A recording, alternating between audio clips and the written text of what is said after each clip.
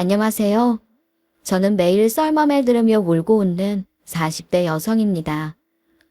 사연을 들을 때는 저런 기막힌 일이 현실에서 일어날 수가 있나 하는 생각을 많이 했더랬어요. 그런데 얼마 전 저희가 그런 일을 겪어보니 세상이 정말 요지경이라는 탄식이 절로 나오더군요. 저는 1년 전 친동생처럼 걷어온 시동생의 결혼 상대와 첫 만남을 가졌습니다. 안녕하세요. 장인경입니다. 어머, 피부가 참 좋네요. 공부도 잘했을 텐데 얼굴도 예쁘니 부모님이 정말 흐뭇하시겠어요. 과찬이세요, 형님. 그리고 이제 한 가족이 될 텐데 말씀 편하게 하세요.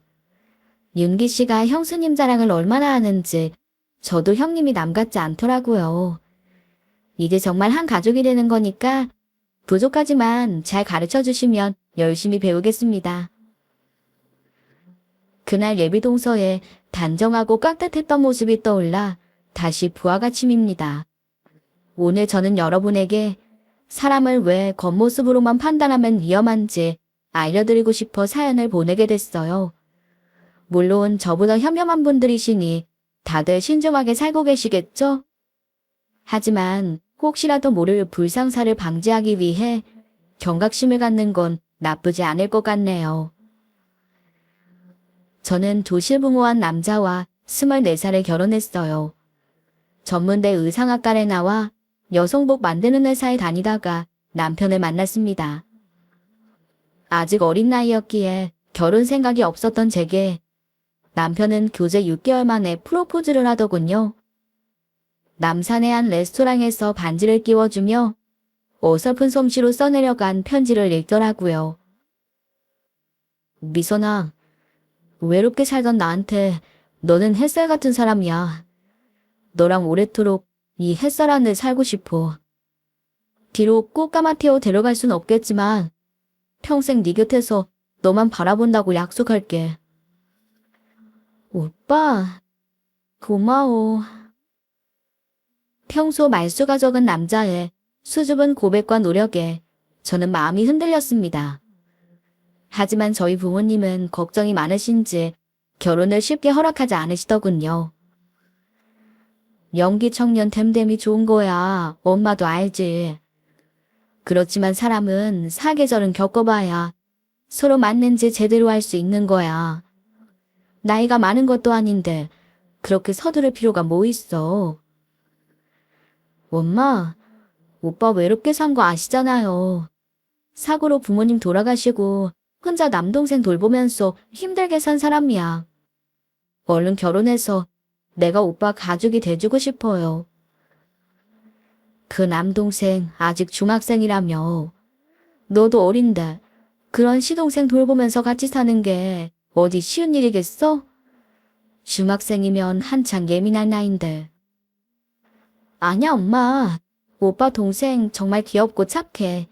사춘기라고 반항하거나 그런 거 없어요. 걱정 안 하셔도 된다니까요. 그렇게 저는 부모님의 걱정을 뒤로하고 이른 결혼을 감행했습니다. 남편은 군대에 있을 때 부모님을 잃었어요. 그래서 나이차가 많은 남동생을 혼자 돌보고 있었네요.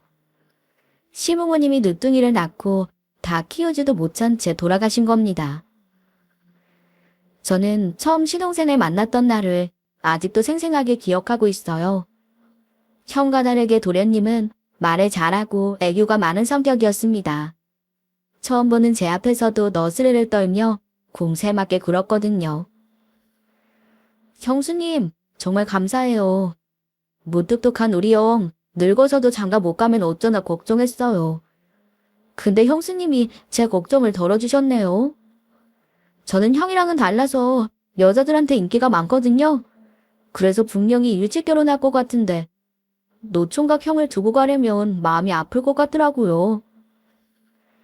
뭐야, 이 자식이 처음 보는 형수 앞에서 이럴 거냐?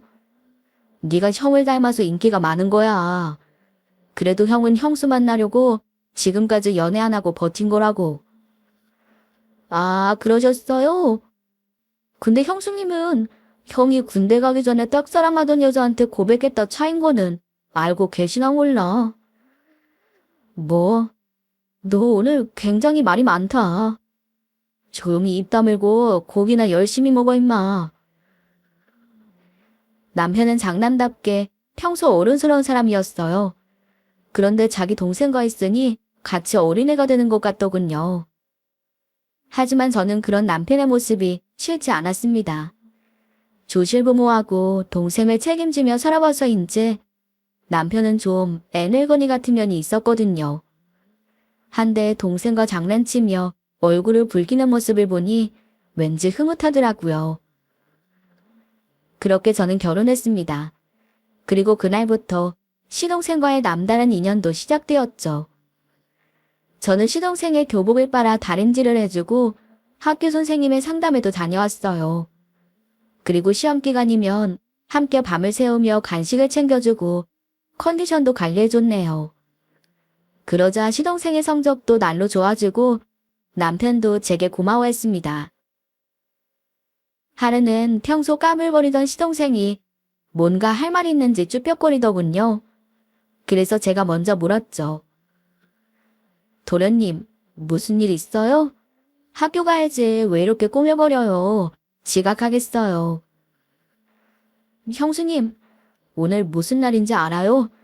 형이 뭐 챙겨준 거 없어요? 글쎄요.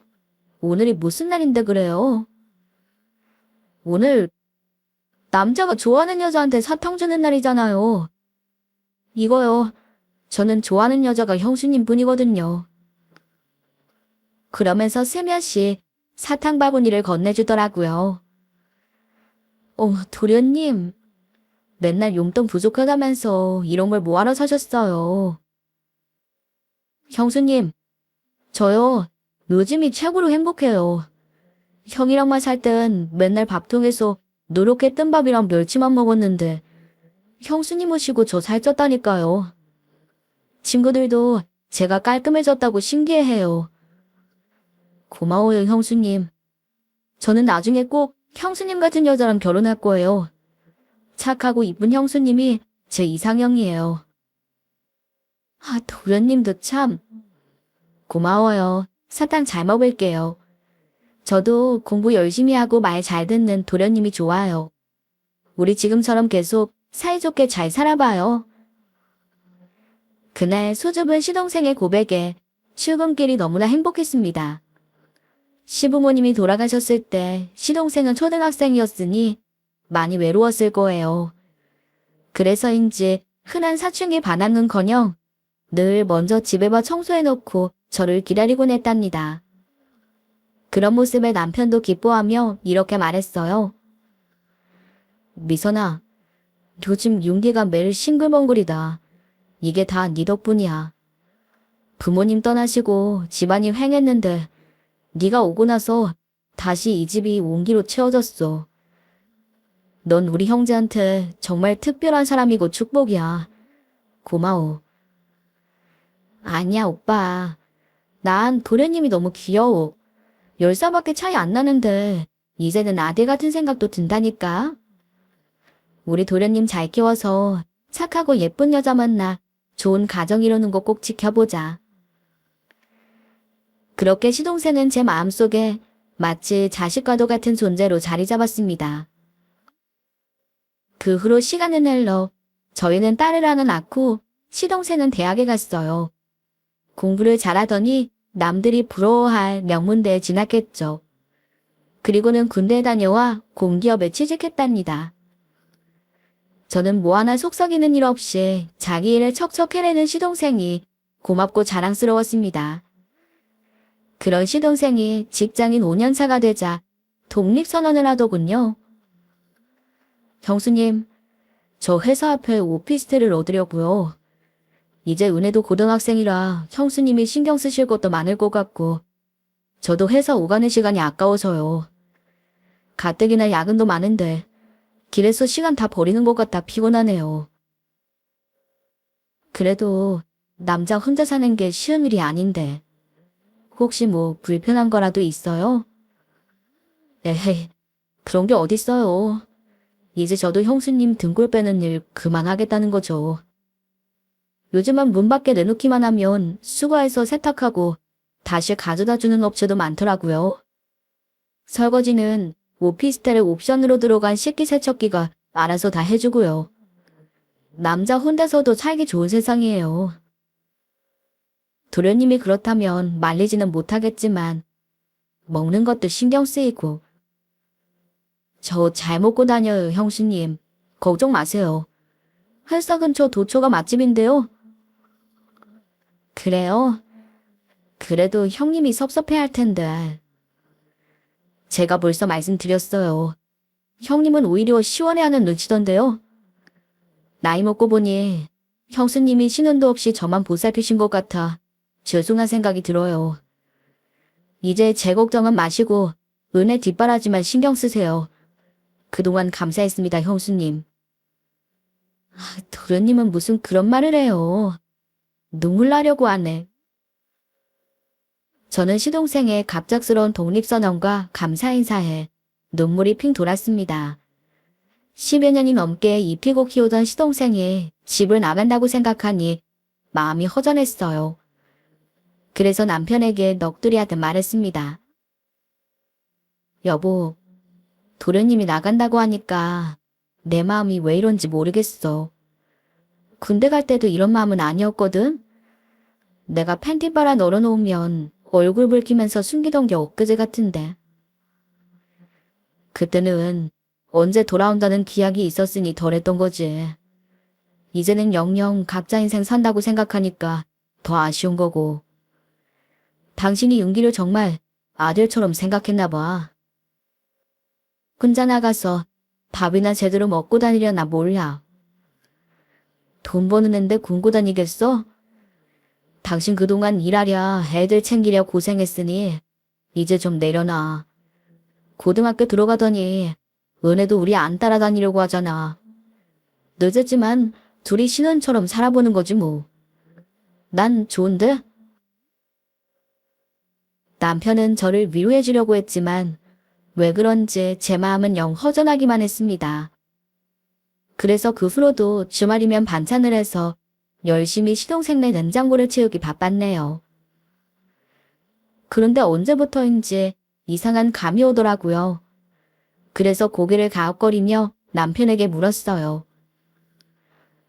여보, 지난달부터 이상하게 도련님 오피스텔이 깨끗해졌어. 그전에는 급하게 나갔는지 입었던 옷도 막 널브러져 있고 설거지도 그대로 쌓여있고 그랬거든. 냉장고도 텅텅 비어있고 말이야. 근데 요즘은 집에서 향기까지 나. 이상하지? 그래? 신녀석 여자 생겼나? 하긴 그럴 나이가 한참 지났지. 자기가 치웠든 여자가 와서 치워줬든 집이 깔끔해졌다는 건 그게 틀림없네. 아무래도 그런 것 같지? 이제 도련님도 가정을 꾸릴 나이가 된 건 맞는데 난 이상하게 불안해. 나한테는 항상 물가에 내놓은 어린애 같은데. 어린애는 윤기도 이제 30 넘었어. 어떤 여자를 데려오려나? 맨날 형수가 이상형이라고 노래를 불렀는데 당신이랑 똑 닮은 여자 데려오는 거 아니야? 걱정이 앞서는 저와는 달리 남편은 만면에 미소를 지으며 기대감을 보이더군요. 아니나 다를까 예상은 적중했어요. 저희가 그런 대화를 나눈 지 2주 만에 시동생이 전화를 했더라고요. 그러더니 웃으며 말했죠. 형수님, 저 주말에 집에 가려고요. 깜짝 놀랄 소식이 있으니까 기대하세요. 무슨 소식이요?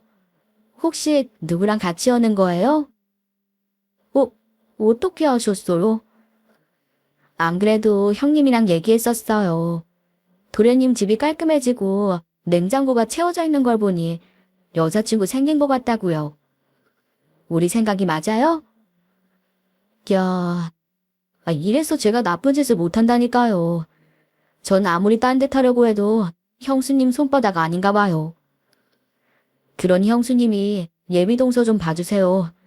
제 맘엔 쏙 들지만 형수님이 봐주셔야 정확하죠. 도련님이 알아서 잘 골랐겠죠. 그래도 어떤 사람인지 기대되네요. 점심 준비하면 되는 거죠? 네. 근데 딱히 요량하게 신경 쓰지 않으셔도 돼요. 이 사람 떡볶이 좋아하는 소박한 사람이거든요. 그래요? 잘 됐네요. 그냥 집 앞 준비할게요. 저는 여자친구에 대해 말하는 도련님의 목소리에 기쁨이 가득한 걸 느낄 수 있었어요. 그래서 어지간히도 좋은가 봐 생각하며 저도 모르게 미소 지게 되더군요. 그리고 다가온 주말, 저희는 아침부터 부산을 떨며 손님 맞이 준비에 나섰답니다. 남편과 수산시장에 가서 싱싱한 해산물을 사와 해물탕을 끓이고 잡채와 불고기도 했어요.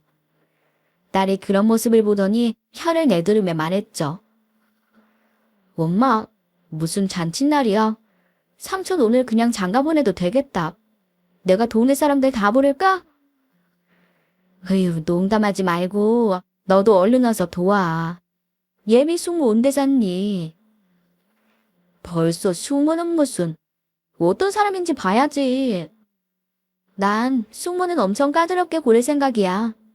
우리 삼촌 같은 남자 만나려면 보통 여잔 안 된다고. 너, 네가 뭐라고 까다롭게 골라. 너 웃긴다. 난 그럴 자격 있거든.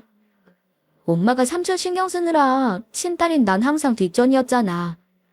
내 입학식에는 안 와도 삼촌 졸업식에는 갔으면서. 반찬도 항상 삼촌 좋아하는 거 위주에 공부하는 삼촌 때문에 난 텔레비전도 제대로 못 보고 자랐다고. 그리고 내가 뽀로로 장난감 사달라고 졸라도 엄마는 그 대신에 삼촌 옷 사줬어. 내가 기억 못하는 줄 알아? 그래도 삼촌이 멋있으니까 참은 거란 말이야. 근데 그런 삼촌이 결혼한다는데 내가 왜 반대할 자격이 없어? 삼촌은 꼭 내 허락받고 결혼해야 돼. 예. 알겠습니다. 삼촌이 알아서 잘 골랐겠지만 우리 은혜 조카님이 두 눈 부릅뜨고 잘 살펴봐 주세요. 그렇게 온 가족이 신혼생의 결혼 상대를 잔뜩 기대하고 있었습니다. 잠시 후 신혼생의 손을 잡고 예비동서가 집 안으로 들어섰어요. 한눈에 봐도 조신해 보이는데 말투까지 여성스럽더군요. 인겸아 인사드려. 우리 형님이랑 형수님이야. 이쪽은 제 여자친구고요. 지금 약국에서 일해요. 약사거든요. 예비동서가 약사라는 말에 남편의 얼굴에 화색이 도는 게 느껴지더군요. 그러더니 흡족한 미소를 지으며 여자를 반겼습니다. 약사? 야, 직업도 좋으시네. 안녕하세요. 저 윤기 형입니다. 이쪽은 저희 아내랑 제 딸이에요. 우리 은혜 목표가 약대거든요. 앞으로 궁금한 거 있으면 좀 여쭤보라고 해도 될까요? 그럼요. 요즘 입시는 또 달라서 제가 뭐 도움이 될지 모르겠지만 그래도 아는 건 잘 알려줄게요. 그렇게 간단한 인사를 마치고 저는 주방에서 상체를 준비를 하고 있었어요. 그러자 여자가 다가와 사근사근한 말투로 말을 걸더군요. 저도 도울게요. 제가 뭘 하면 될까요? 아, 돕긴요. 아직 손님인데. 들어가서 도련님 방 구경이나 해보세요. 예전에 쓰던 방 그대로 뒀어요. 아니에요. 저도 가만히 있는 게 편하지 않았어요. 그리고 말씀 편하게 하시라니까요. 윤기 씨가 형수님을 많이 의지했다고 들었어요. 자기한테는 어머님이나 다름없는 분이라고요. 그래서 저도 형님한테 잘해야 돼요. 사실 처음 만났을 때 제가 형수님이랑 느낌이 비슷해서 좋다고 하더라고요. 윤기 씨 이상형이 형수님인 거 알고 계시죠? 그게 언제적 얘긴데. 그냥 인경 씨가 마음에 들었겠죠. 오늘 보니 나도 그 마음이 이해가 되네요. 내가 본 약사 중에 인경 씨가 제일 미인이에요. 근데 도련님하고는 어떻게 만난 거예요? 아, 윤기 씨 오피스텔에 제 친구가 살거든요. 우연히 오가다가 만났어요. 윤기 씨가 먼저 말을 걸었거든요. 그렇구나. 도련님이 첫눈에 반했나 봐요. 아니에요. 제가 형수님을 닮아서 그랬다고 하던데요. 지금도 오면서도 형수님한테 잘하라고 어찌나 신신당부라던지 귀에 못이 박힐 지경이에요. 아우 저런. 기분 나쁘지 않았어요?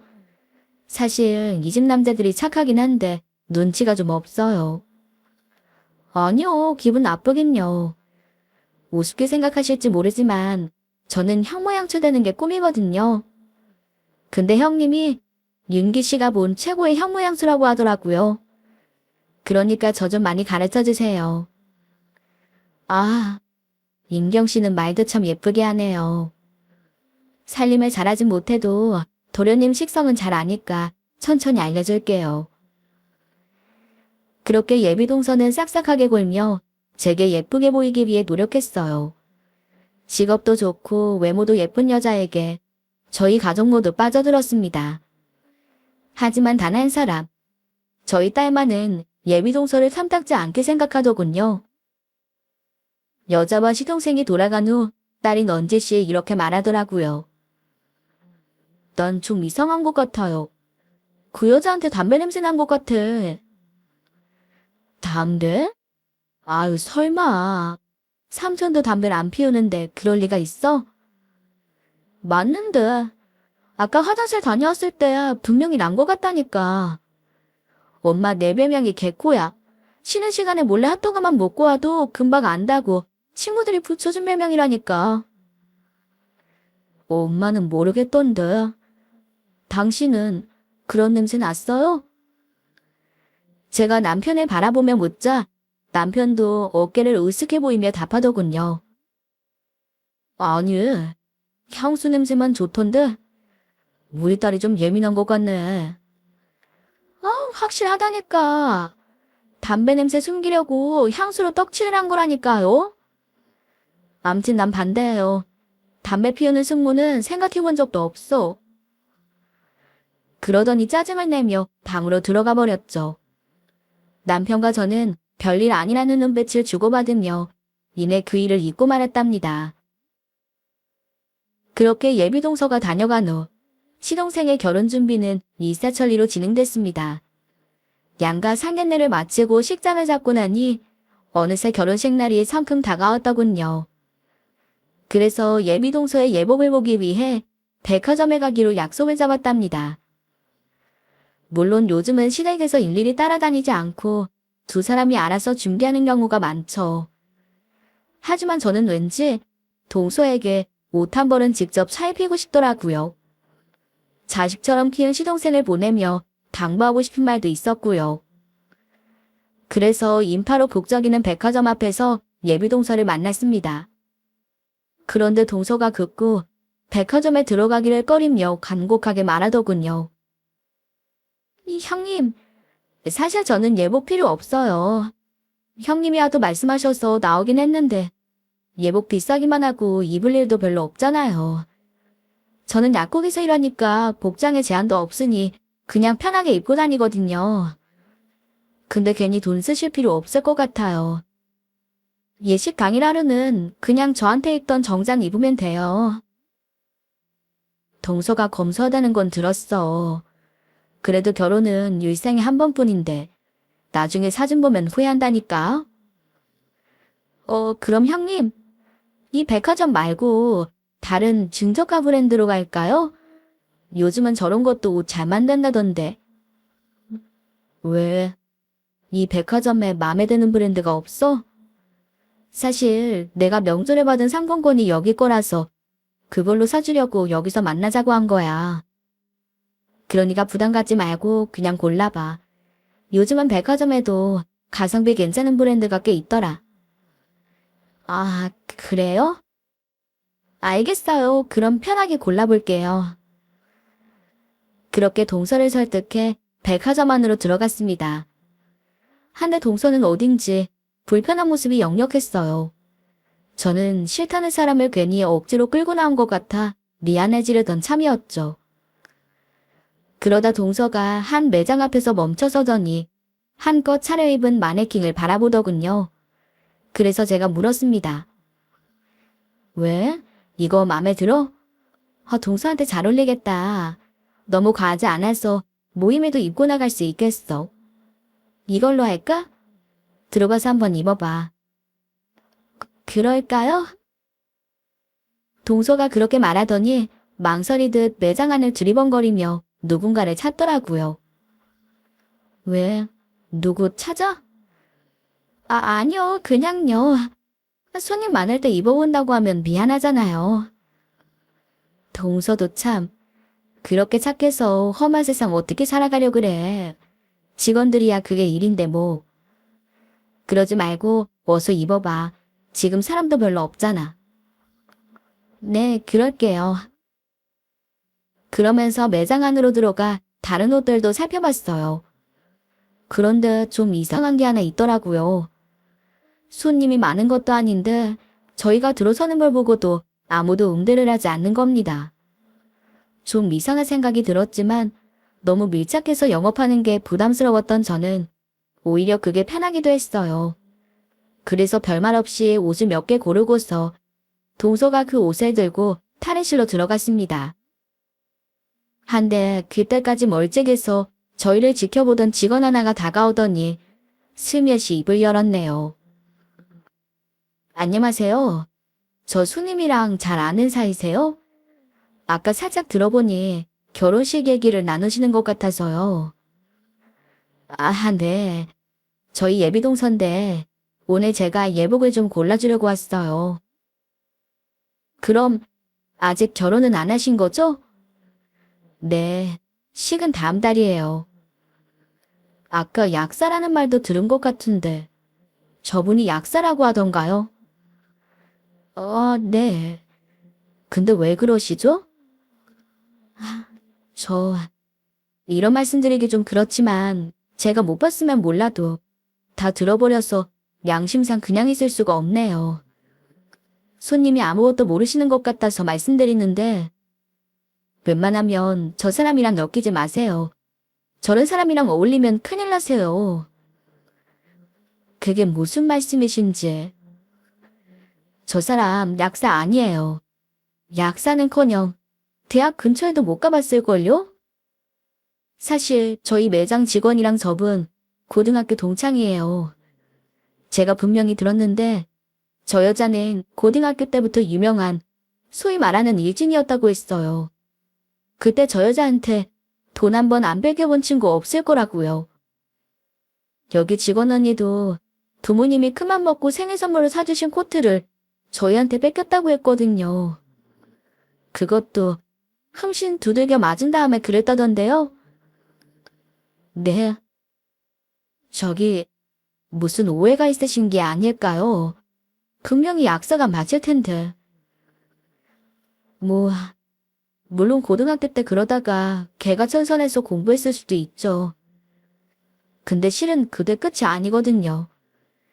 실은 아니, 얘기가 길어질 것 같으니 나중에 혼자 계실 때 한 번 더 들러주세요. 오늘은 그 직원이 쉬는 날이라 나중에 오셔서 그 언니한테 다 들으세요. 그게 빠르겠네요. 직원이 제게 바짝 다가서 말하고 있는데 탈의실에 들어갔던 동서가 문을 열고 나왔어요. 그러자 동서를 본 매장 직원이 화들짝 놀라며 돌아서 가버리더군요. 형님, 저 어떤 거 같아요? 이런 원피스 잘 안 입어서 전 영 어색한데. 저는 조금 전 직원과 나눈 대화 때문에 정신이 없었습니다. 하지만 그 사실을 동서에게 들키지 않기 위해 침착하려고 노력하며 대답했어요. 그래? 내가 보기에는 괜찮은 것 같은데. 동서가 마음에 들어야 하니까 다른 옷도 입어보고 싶으면 그렇게 해. 그럴까요? 잠시만요. 그런 제 말에 동서가 다시 탈의실 안으로 들어가더니 이내 절 부르더군요. 형님, 죄송한데 저 지퍼 좀 내려주시겠어요? 그래. 내가 해줄게. 지금 들어가. 그래서 문을 열고 들어가 원피스의 지퍼를 살짝 내려줬습니다. 그런데 그때 동서의 등에서 이상한 걸 발견한 저는 깜짝 놀라고 말았죠. 열린 지퍼 사이로 선명하게 그려져 있는 무의신이 보였기 때문입니다. 그런데 무의식 중에 지퍼를 내려달라고 했던 동서가 무언가 떠올랐는지 황급히 돌아서며 말하더군요. 아니, 제 손도 닿을 것 같네요. 괜찮아요. 그냥 제가 할게요, 형님. 그럴래. 내가 해줘도 되는데. 아니에요, 괜찮아요. 그래. 그럼 나 나가서 기다릴게. 네, 저 그냥 이걸로 할게요. 다른 거 안 입어봐도 될 것 같아요. 그래, 그럼 그러자. 결제하고 있을게. 천천히 갈아입고 나와. 그 후로 저는 무슨 정신으로 그랬는지 모르게 동서와 식사까지 하고 헤어졌습니다. 물론 동서에게는 이상해 보이지 않도록 아무렇지 않은 척 행동하려 노력했어요. 하지만 집에 돌아오는 길에 머릿속은 5만 가지 생각으로 복잡했네요. 저는 집에 도착하자마자 딸의 방문을 열어젖히며 물었어요. 은혜야, 너 지난번에 충무몸에서 돈령 이상한 냄새 맡은 거 확실해? 그렇다니까. 그때는 안 믿더니 왜요? 무슨 일 있었어? 아니야. 그냥 생각나서 물어본 거야. 그리고는 안방으로 달려가 책을 읽고 있는 남편을 향해 말했습니다. 여보, 나 오늘 이상한 얘기 들었어. 혹시 내일 좀 일찍 퇴근할 수 있어? 나랑 백화점 좀 가자. 백화점? 왜, 무슨 얘기를 들었는데? 동서 말이야. 아무래도 이상해. 전에 은혜가 그런 말 할 때는 잘못 알았겠거니 했거든? 근데 오늘 백화점에서 어떤 직원이 동서가 약사가 아니라는 거야. 난 사람을 잘못 본 게 아닌가 했는데 동서 옷 갈아입을 때 얼핏 보니까 등에 문신이 있더라고. 뭐 그거 있다고 꼭 나쁘다는 건 아닌데 느낌이 안 좋아. 평소에 현모양처 운운하던 거랑 이미지가 너무 다르잖아. 그 백화점에 동서랑 고등학교 동창이었던 직원이 있나 봐. 근데 오늘은 쉬는 날이라 안 나왔다더라고. 내일은 나을 테니까 가서 자세히 좀 물어보자. 그래? 설마 용기가 그런 걸 몰랐을까? 오피스텔에도 드나들고 그러는 것 같은데. 남녀 사이 일은 우리가 모르지. 아무튼 못 들었으면 몰라도 들었는데 그냥 넘어가긴 너무 찝찝해. 당신 시간 없으면 나 혼자라도 가볼래. 아니야. 나도 내일 별일 없어. 나랑 같이 가. 어디로 가면 돼? 신촌? 그래서 다음날 저는 남편과 백화점에서 만나 비장한 각오를 하고 전날 다녀온 매장에 찾아갔습니다. 어제 제게 동서에 대해 귀뜸해줬던 직원이 저를 발견하고 다가오며 말했어요. 어머, 바로 오셨네요? 잠시만요. 언니, 내가 어제 전화로 말했었지? 언니 동창이라던 여자랑 같이 오셨던 분. 여자의 말에 옷을 정리하던 직원이 저를 돌아보며 목례하고 입을 열었어요. 안녕하세요. 말씀 들었어요. 장순정. 그게 결혼을 한다고요? 아니, 장인경이라고 했던가. 장순정이요. 네, 그게 걔 본명이에요. 근데 얼마 전에 보니 개명했더라고요. 그런다고 과거가 없어지는 것도 아닌데. 과거라니 어떤 과거를 말씀하시는 건지. 어제 동료한테 좀 들으셨다고 하던데 걔 고등학교 때 유명했어요. 조용하고 착한 애들 돈도 뺏고 괴롭히면서 얼마나 악마같이 살았는지 몰라요.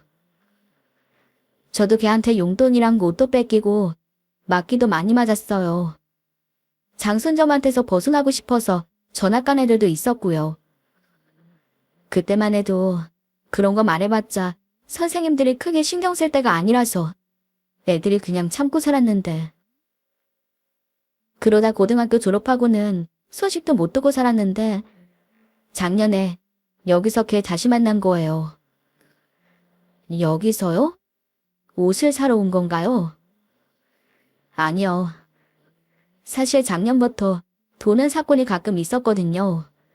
그래서 직원들이 계속 CCTV를 확인하면서 증거를 잡으려고 했는데 글쎄 아니 장인경이 옷을 훔쳤더라고요. 네?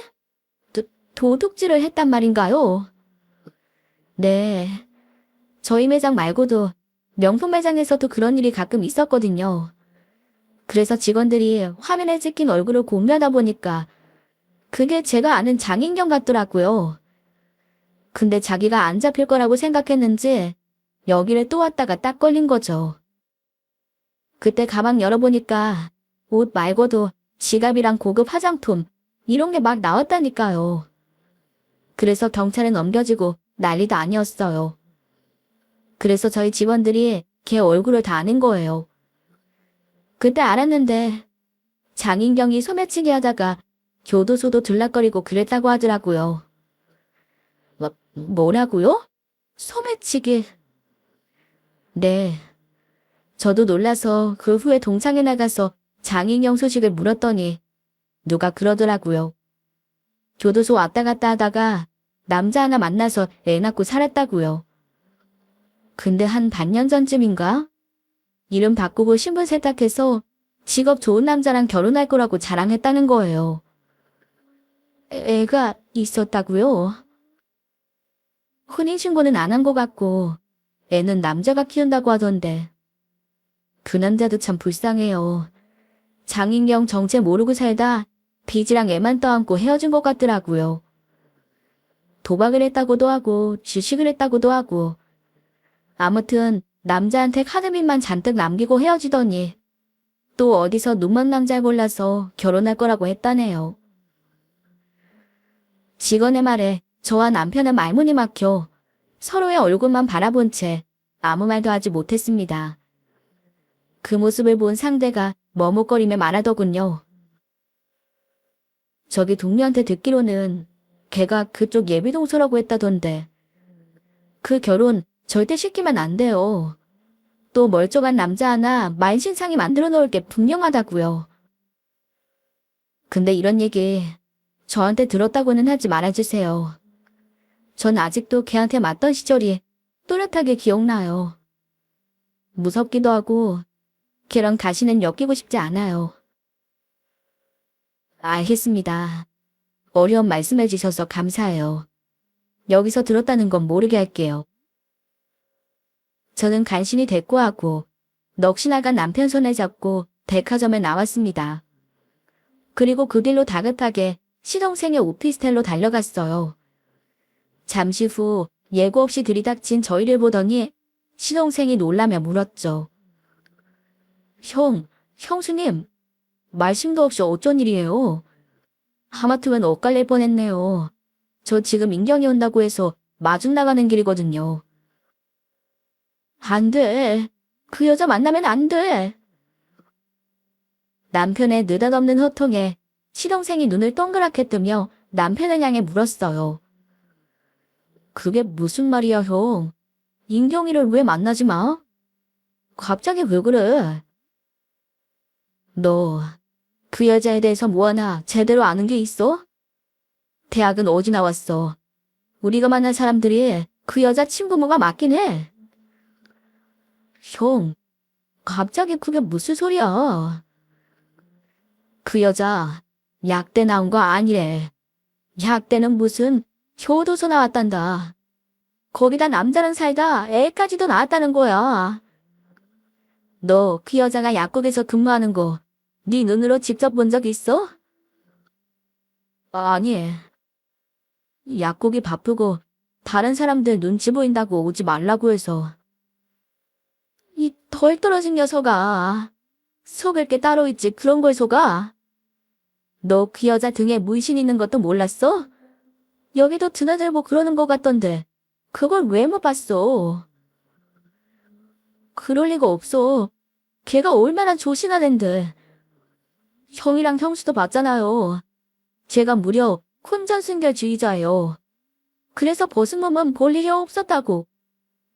우린 첫날 밤이 정말 첫날 밤이 될 거란 말이야. 근데 도대체 어디서 무슨 말을 듣고 왔길래 이러는 거야? 누가 그런 말도 안 되는 소리라는 건데. 혼전순결 좋아하시네. 그 여자 교도소 들락거리던 전과자의 애 엄마야. 거기다 동거남 카드로 현금 서비스 받아서 빚만 잔뜩 남겨주고 헤어졌어. 제발 정신 좀 차려. 말도 안 돼. 나는 인경이한테 직접 듣기 전까지는 아무것도 못 믿겠어. 그래. 이리로 온다고 했다니까 같이 들어보자. 도대체 무슨 생각으로 이런 짓을 벌인 건지 한번 들어봐야겠어. 참. 근데 너 설마 그 여자한테 카드 주거나 그런 건 아니지? 어? 아니, 그게 결혼 준비하려면 필요한 게 많으니까. 아무리 이 오피스텔에서 시작한다고 해도 침대도 바꿔야 하고 살림도 다시 장만해야 하고. 야, 그건 혼수잖아. 그걸 왜 네 카드로 해? 약사라면서 그런 사람이 혼수를 왜 자기 돈으로 못하는데? 그게 사실 인경이 오빠가 사업하다 집안이 좀 어려워졌어. 그래서 지금 결혼할 형편이 아닌데 내가 빨리 하고 싶어서 서두른 거란 말이야. 근데 인경이가 혼수 걱정을 하는 것 같아서. 그 여자한테 오빠가 있긴 해? 너 가족관계는 확인해 봤어? 형, 진짜 왜 그래? 나 못 믿어? 내가 선택한 사람인데 왜 남의 말만 듣고 와서 이래? 두 사람을 지켜보던 저는 답답한 마음에 대화를 가로막고 나섰습니다. 도련님, 그러지 말고 카드 사용액 좀 확인해봐요. 카드 쓰면 문자 오잖아요. 그거 신청해 놨죠? 아니요. 저는 그게 귀찮아서. 네? 그럼 얼른 카드 사용 좀 살펴봐요. 어서요. 제 말에 놀란 시동생이 다급하게 컴퓨터를 켜고 카드 사용 내역을 확인했습니다. 그런데 아니나 다를까. 이미 예비동서라는 여자가 신나게 현금 서비스를 끌어썼더군요. 그걸 본 시동생은 놀라서 아무 말도 못하고 남편은 버럭버럭 화를 냈죠. 저거 봐. 저게 시작이야. 이래놓고 물어보면 분명 집에 일이 생겨서 급하게 썼다고 하겠지. 그러다가 부족하면 다른 카드도 달라고 할 테고. 그러다 빚이 눈덩이처럼 늘어나면 돌려막기 하느라 너만 등지에 몰리는 거야. 이 답답한 녀석아. 당장 그 여자 불러서 카드 빼서. 하지만 시동생은 금방 현실을 인정하기 힘든지 멍한 얼굴로 한숨 마시더군요. 저는 그런 시동생을 다독이며 말했습니다. 괜찮아요, 도련님. 결혼 전에 알게 된 게 천만다행이죠.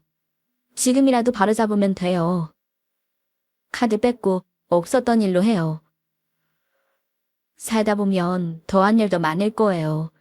이건 그냥 잠시 스쳐 지나가는 비바람이라고 생각해요, 우리. 사실은 이거 말고 다른 카드도 줬어요. 일정 금액 이상 쓰면 할인되는 게 있다고 해서요. 그런 거 다 챙겨서 할인받아야 된다고 해서 저는 알뜰하다고 생각하면서 다른 카드도 2개나 더 줬다고요. 네? 그 카드도 그럼 일단 얼른 불실 신고해요. 어서요. 그래서 시동생은 다급하게 카드사에 연락해서 불실 신고를 했습니다. 그런데 그 순간 오피스텔의 문이 열리면서 아무렇지도 않은 표정으로 여자가 나타났어요. 그러다 함께 서 있는 저희를 보고 흠칫 놀라며 말하더군요. 마중 나온다더니 왜 안 나오나 했더니 형님 네 분이 와 계셨군요. 안녕하셨어요? 저는 그런 여자에게 다가가며 물었습니다. 늦었네? 약국이 바빴나 봐. 아, 네. 오늘 손님이 좀 많아서요. 그랬구나. 근데 동서, 내 친구가 요즘 매일 소화가 안 되고 속이 더부룩하다더라. 그래서 병원에서 아리세트라는 약을 처방받았다던데 그거 먹으면 소화가 잘 될까? 아, 그래요? 그럼요. 잘 드셔보고 그래도 안 되면 종합검진 받아보라고 하세요. 그래? 근데 이상하네. 그건 우리 할머니가 드시던 치매약이거든. 네, 그게 무슨... 동서, 정말 약사가 맞아? 무슨 약사가 치매약이랑 소화제도 구분을 못해? 이상하네. 아, 제가 헷갈렸네요. 맞아, 치매약이죠? 그러자 그때 갑자기 시동생이 제 앞을 가로막으며 여자를 향해 분노가 가득 담긴 목소리로 말했습니다. 너 언제까지 눈 가리고 아웅말 거야? 너 약사 아니고 내 엄마의 전과자라면서. 그게 무슨 말이야? 갑자기 왜 그래, 윤기 씨? 그건 내가 묻고 싶은 말이야. 도대체 무슨 생각으로 그랬어? 다른 데로 말해. 내가 언제까지 님처럼 속아줄 것 같았어. 그래서 예전 남자처럼 빚만 남기고 버릴 생각이었니? 말해봐. 아니야, 윤기 씨. 내가 다 해명할게. 그런 거 아니야. 그 남자는 그래, 철없을 때 실수한 거야. 그래도 윤기 씨 만나서는 잘 살아보고 싶었어. 근데 내가 너무 초라하니까. 그래서 어쩌다 보니까 거짓말하게 된 거야. 근데 윤기 씨도 내가 약사라서 좋아한 건 아니잖아. 안 그래? 우리 서로 사랑했잖아. 사랑? 웃기고 있네. 넌 사랑해서 내 카드 달라 그랬냐? 너 오빠가 있는 건 맞아. 오빠가 사업 말아먹어서 형편이 어려워졌다더니. 그럼 예전에는 왜 그랬어? 그때는 친정 부모님이 편찮으셨어? 아니면 언니가 망했어?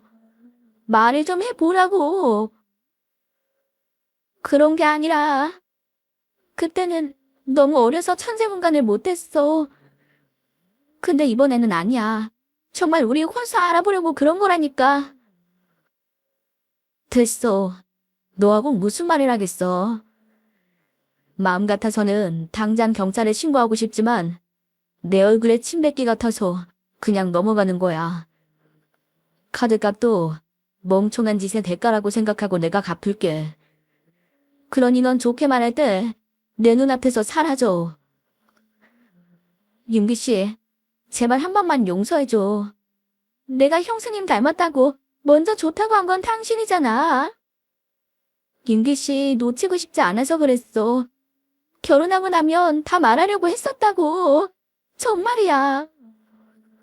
뭐, 결혼하고 나서.